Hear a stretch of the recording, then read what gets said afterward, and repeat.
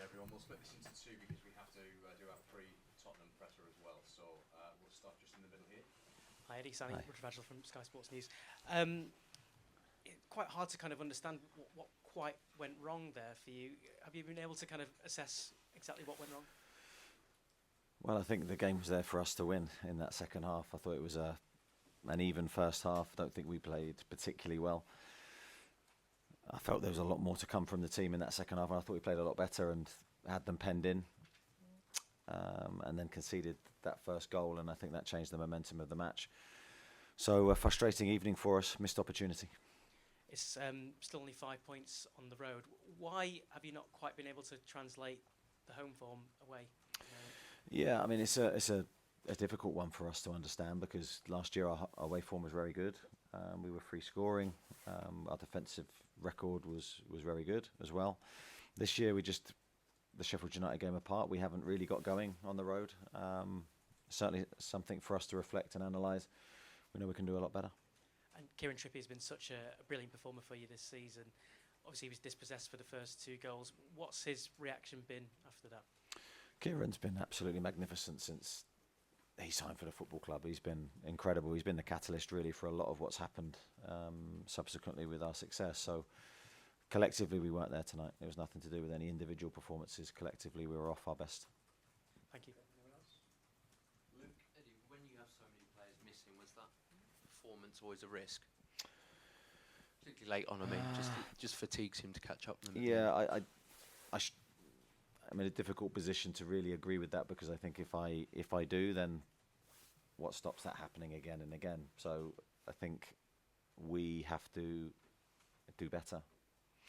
But there are then reasons behind every performance, and we have struggled to change our players in running to try and have the attacking options that we feel we need to change the game. So that's not there for us, and that's a big miss. Got some quality players, outstanding players that aren't with us at the moment. And I do think you can potentially do it for a short period of time.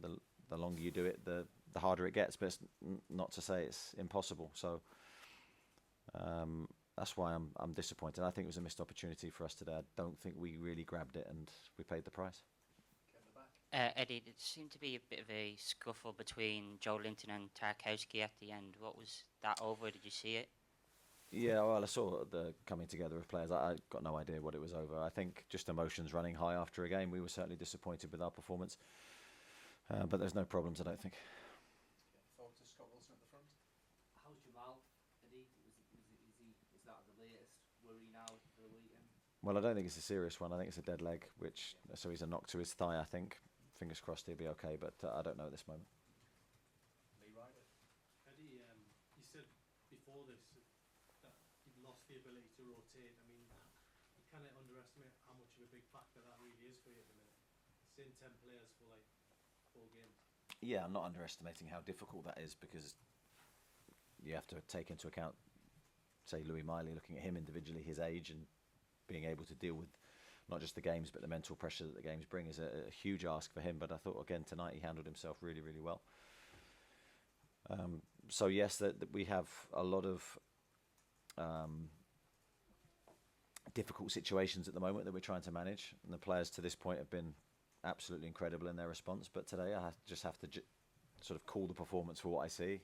We weren't at our best. So there are, as I said earlier, there are reasons around that, but I have to call the performance honestly. And I guess about the reaction that comes next now for you. It always is. I mean, that's the beauty of football. You always have another game, and we have another game. Of course, in a few days' time, that's the sort of the schedule we've got in December. It's a really big ask for the players. We're desperate for help. We're desperate to get some players back that can make a difference.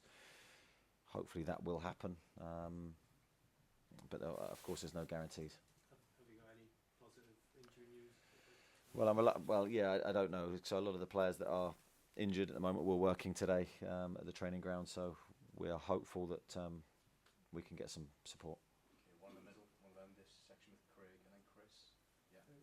Anthony Gordon's been a revelation on your management this season. How much do you think the occasion got to him tonight? He had a lot of good opportunities as well as a threat, but it's almost like he was trying too hard at times. Yeah, I think that's a fair reflection. I think Anthony coming back here, it's a huge moment for him. He had some, as you said, some really big moments in the game, especially in the second half. It certainly wasn't for the lack of trying, as you say. It was probably the opposite. But he's been magnificent for us in recent weeks, and yeah, he's got a huge part to play in our upcoming games.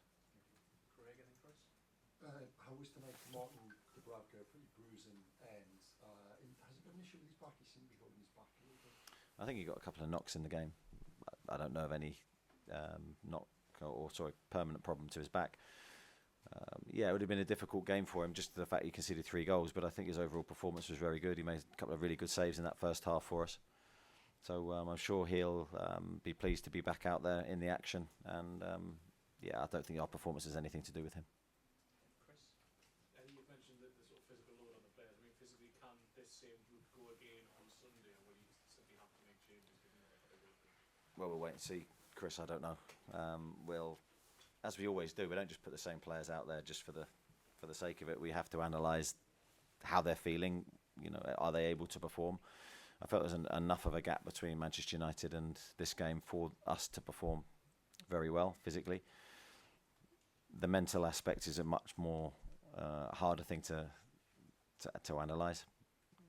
So let's see how they look in the next couple of days. And just on Emil Krath coming on at centre back again there, I mean, he's played there a few times for you now. Do you see that as one of his positions for you? It's definitely one of his positions. Yeah, I think he can play centre half in a back 2 or a back 3. He's probably played it more for Newcastle in a back 3, but of course right back would probably be his best position. Okay. Any questions on our trip to Tottenham on Sunday? This will be in Bargain.